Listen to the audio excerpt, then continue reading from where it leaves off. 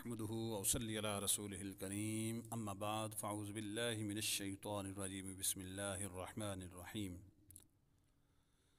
صورتوں کے تعارف کا اگلا سلسلہ شروع کرتے ہیں۔ آگے ہے سورۃ الممتحنہ۔ سورہ ممتحنہ مدینہ منورہ میں نازل ہوئی۔ تفسیر خازن، اس صورت میں 2 رکوع اور 13 آیتیں ہیں۔ ایک قول یہ ہے کہ اس صورت کا نام ممتحنہ ہے، ہا کی زیر کے ساتھ۔ اس صورت میں اس کا معنی ہوگا عورتوں کا امتحان لینے والی صورت۔ دوسرا قول یہ ہے کہ اس کا نام ممتحنہ ہے، یعنی ہا کی زبر کے ساتھ۔ اس صورت میں ان عورتوں کا ذکر کیا گیا کہ جن کا امتحان لیا گیا ہے۔ اس صورت کا نام اس کی آیت نمبر 10 کے کلمہ فامتحنوہن سے ماخوذ ہے۔ صورت کا مرکزی مضمون دیکھیں تو اس میں مشرکین کے احکامات کو بیان کیا گیا، جنہوں نے مسلمانوں سے معاہدہ کیا اور جنہوں نے مسلمانوں سے جنگ نہیں کی۔ اسی طرح اس میں یہ بھی بیان ہے کہ مکہ مکرمہ سے ہجرت کر کے مدینہ منورہ آنے والی مومنہ عورتوں کے ایمان کا امتحان لینے کا حکم ہے۔ اس صورت میں مزید بھی بیان کیا گیا کہ مسلمانوں کو کافروں کے ساتھ دوستی کرنے اور ان سے محبت رکھنے سے منع کیا گیا، اور انہیں بتایا گیا کہ کفار کو جب بھی موقع ملے گا تو تمہیں نقصان پہنچانے میں کوئی کمی نہیں کریں گے، اور یہ بھی بتایا گیا کہ قیامت کے دن کافر اولاد اور کافر رشتہ دار کوئی فائدہ نہیں دیں گے، بلکہ اس دن ایمان اور نیک اعمال ہی کام آئیں گے۔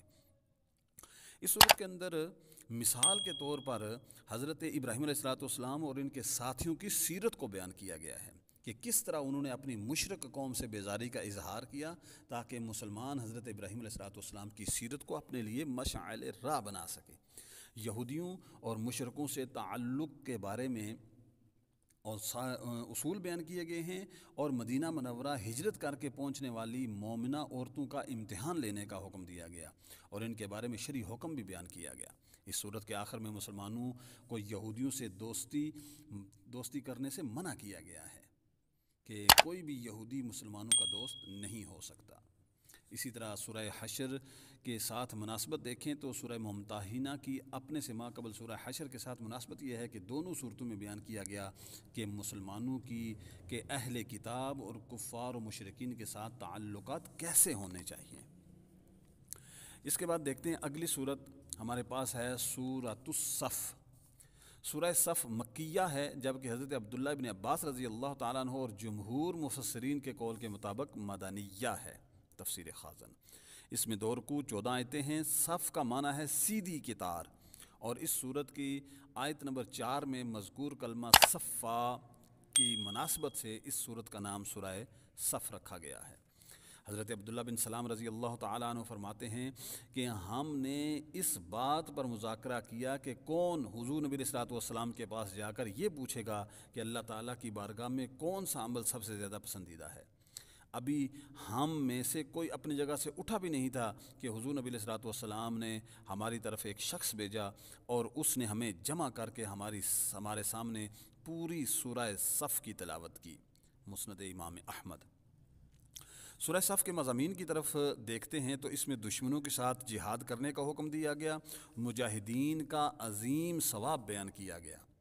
مزید بھی مضامین بیان ہیں کہ اس صورت کی ابتدا میں اللہ تعالیٰ کی تسبیح و تصدیق تقدیس بیان کی گئی، اور مسلمانوں کو یہ حکم دیا گیا کہ وہ بات نہ کہیں جو خود نہیں کرتے۔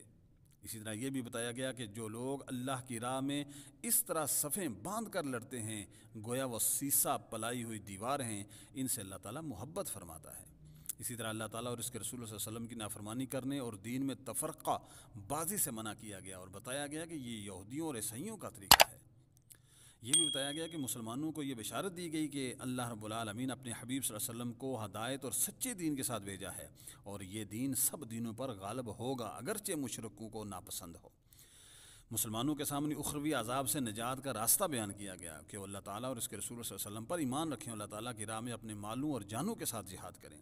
اس صورت کے آخر میں مسلمانوں کو اللہ تعالیٰ کے دین کا مددگار بننے کا حکم دیا گیا، اور ان کے سامنے حضرت عیسیٰ علیہ السلام اور ان کے حواریوں کی ایک مثال بیان کی گئی۔ سورہ صف کی ماقبل سورۃ ممتحنہ کے ساتھ ایک مناسبت یہ ہے کہ سورہ ممتحنہ کی ابتدا میں، وسط میں اور آخر میں کفار سے دوستی اور محبت رکھنے سے منع کیا گیا، اور اس صورت میں مسلمانوں کو متحد ہونے اور دشمنوں کے سامنے ایک صف کھڑے ہونے کا حکم دیا گیا۔ دوسری مناسبت یہ ہے کہ سورہ ممتحنہ میں مسلمانوں اور کفار کے درمیان ملکی، داخلی اور خارجی معاملات کے احکامات کو بیان کیا گیا ہے۔ اس صورت میں دشمن سے جہاد کرنے کا حکم دیا گیا اور جہاد چھوڑنے والوں کو تنبیہ کی گئی۔ اللہ رب العالمین کی بارگاہ میں دعا ہے اللہ تعالی ہمیں جہاد کے ساتھ محبت کرنے اور جہاد کو قیامت تک جاری رکھنے کی توفیق عطا فرمائے اور دین کی سمجھ اور اس پر عمل کی توفیق عطا فرمائے۔ وآخر دعوانا الحمدللہ رب العالمین۔